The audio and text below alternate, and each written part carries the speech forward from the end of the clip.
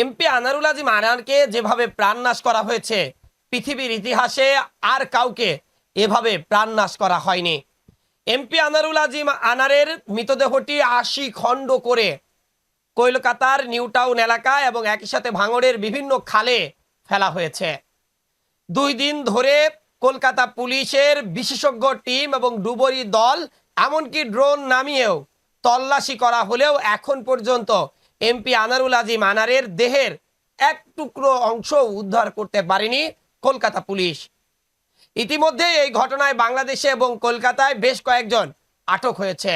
নাম উঠে আসছে বেশ কিছু রাঘব বোয়ালের। আখতারুজ্জামান শাহিন নামের যার কথা শুনছেন, তার আলিশান বাড়িটা দেখছেন, তার ভাই কিন্তু কোটচাঁদপুর পৌরসভার মেয়র। একই অবস্থায় তিনি মেয়র হয়েছেন কিনা এমন প্রশ্ন কালীগঞ্জ, ঝিনাইদহ এবং কোটচাঁদপুরের সাধারণ মানুষের চোখে মুখেও আমরা দেখেছি। অনেক মানুষ আখতারুজ্জামান শাহিনের বিরুদ্ধে মুখ খোলা শুরু করেছে। সে কথা নয়, বাদী রাখি আর এক পর্বে তুলে ধরব। এমপি আনারুল আজিম আনারকে এই প্রতারক চক্র এবং একই সাথে এই প্রাণনাশকারীরা যারা করতে চেয়েছেন, আখতারুজ্জামান শাহিন সহ তার দোসররা বেশ মাস ৩ আগেই ঢাকায় তাকে প্রাণনাশ করতে চেয়েছিল। সে দফায় ব্যর্থ হয়ে এরপর কলকাতায় গিয়ে ২ মাস ধরে এক মহা পরিকল্পনার ছক আঁকে।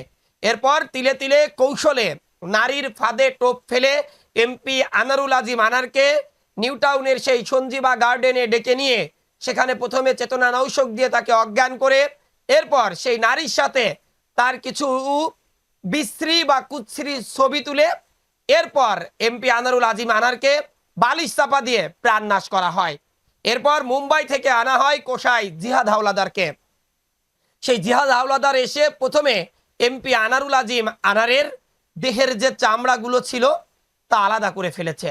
এরপর মাংস হাড় থেকে আলাদা করে ৮০ টুকরো করে সেই মাংসে হলুদ মিশিয়েছেন, হাড়গুলো ছোট ছোট করে কেটেছেন। এরপর কয়েকটা টলি বেগে ও পলিথিনে ভরে কলকাতা নিউ টাউন এলাকার বিভিন্ন খালে ও ভাঙড়ের ২টি খালে নাকি সেগুলো ফেলেছে। মানুষ যত খারাপই হোক, এমপি আনারুল আজিম আনার জনপ্রতিনিধি হওয়ার পর হাজার হাজার মানুষের জানাজা পড়েছে। কালীগঞ্জ উপজেলার প্রত্যেকটি ইউনিয়নে, প্রত্যেকটি গ্রামে তার পদচারণা পড়েছে। হাজার হাজার মানুষ তার ভক্ত রয়েছে, তার অনুসারী রয়েছে, তার ভালোবাসার মানুষ রয়েছে। অবশ্যই একজন মানুষের কাছে সবাই ভালো হবে না, এটাই স্বাভাবিক। কিন্তু এমপি আনারুল আজিম আনার একজন জনপ্রিয় রাজনৈতিক ব্যক্তিত্ব ছিল। অতীতের ইতিহাস টেনে তাকে কুলসিত করতে চাই না আমরা, কিন্তু বর্তমান সময়ে তিনি কি কিন্তু একজন জনপ্রিয় ব্যক্তিত্ব, এটি বলতেই হবে।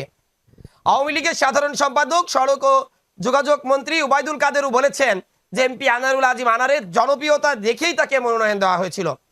এমপি আনারুল আজিম আনার একজন স্বচ্ছ রাজনীতিবিদও ছিলেন। রাজনীতির আগে কি করেছেন সেটা আমি তুলতে চাই না, বারবার বলছি, কিন্তু সামাজিক যোগাযোগ মাধ্যমে এমপি আনারুল আজিম আনার মরার পর অনেক কথা উঠছে, অনেক পোস্ট, অনেক কিছু দেখতে পাচ্ছি আমরা।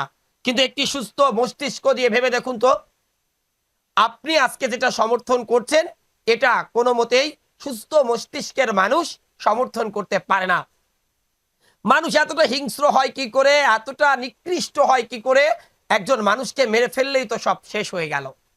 ভারতের ক্রাইম পেট্রোল দেখে বা সনি আটের যে অনুষ্ঠানগুলো হয়, মানুষের প্রাণ নাশ করার নানা কৌশল, কিভাবে লাশ গুম করতে হবে, সেই তথ্যগুলো দেখেই কিন্তু এদেশের অনেক মানুষকে প্রাণ নাশ করে সেভাবে আমরা দেখেছি এই মৃতদেহগুলো গুম করার মিথ্যা চেষ্টা চালায় এই যে প্রাণনাশকারীরা থাকে তারা।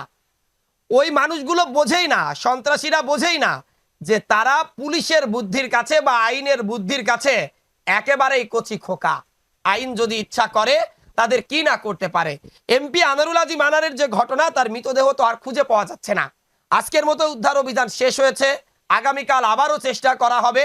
কলকাতা পুলিশও দিন রাত ২৪ ঘন্টা চেষ্টা করছে, যদি এক টুকরো মাংস হলে উদ্ধার করা যায় এমপি আনারুল আজিমের যে দেহটা ৮০ টুকরো করা হয়েছে সেই টুকরের একটি অংশও যদি উদ্ধার করা যায়, তবে কালীগঞ্জের মানুষ হয়তো তার জানাজাটা পড়ে একটি কবরে রেখে একটি নিশানা রাখতে পারতো যে এটি কালীগঞ্জ উপজেলা আওয়ামী লীগের সভাপতি ও ৩বারের নির্বাচিত সংসদ সদস্য, সাবেক উপজেলা চেয়ারম্যানের কবর।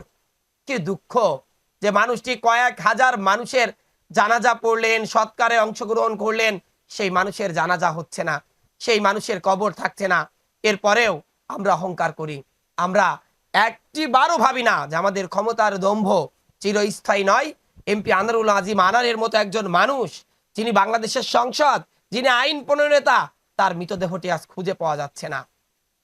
তার সবচেয়ে ভালো গুণ ছিল, তিনি কালীগঞ্জ এলাকায় যদি কেউ মারা যেত রাত্রে, গভীর রাত্রে, সে মোটরসাইকেল নিয়ে একাই বেরিয়ে যেতেন তার সৎকারের জন্য বা তার দাফন কাফনে সাহায্য করার জন্য, নতুবা তার জানাজায় অংশগ্রহণ করার জন্য। এমন অনেকগুলো ঘটনা দেখেছি, অ্যাম্বুলেন্স পাচ্ছে না, কালীগঞ্জে সড়ক দুর্ঘটনা ঘটেছে, তিনি নিজেই নিজের গাড়িতে করে চলে গেছেন, সেখান থেকে অসহায় মানুষগুলোকে সাহায্য করে হাসপাতালে এনেছেন।